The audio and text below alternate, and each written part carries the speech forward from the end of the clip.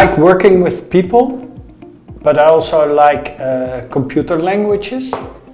So working in an open source community, working with complete strangers, having similar goals and then aligning those goals to become one. I think that's answering most of my passions in life. So that's my motivation to work in CloudStack, in the CloudStack project.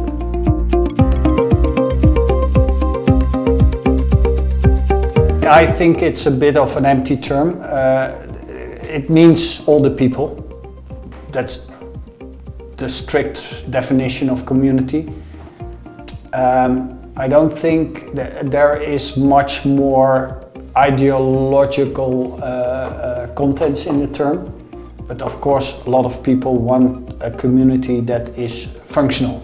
So a lot of people understand a community as a functional community, but that's exactly my passion. Not all communities are functional or completely functional.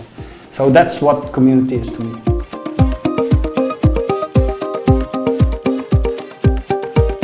There's a lot of different ways.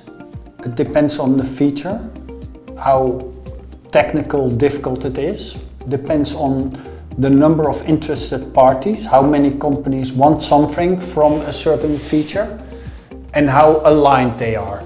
So if they are actually, if it's very straightforward and they want all the same, then there's no big discussion, but they might want to have a lot of features that are slightly different from each other, and then aligning them so that there is one technical working product in the end can be a big challenge. So there's lots of ways.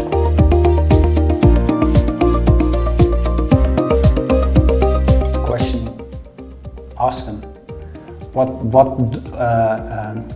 do you want? What do you need? And if they have questions, then answer them as politely as you can, as patiently as you can. That's a basic approach. A great open source contributor is someone with a lot of patience and someone who realizes that apparent emotions are not necessarily the real emotions that drive someone. They must be very alert, vigilant about misunderstandings. That's the most important part.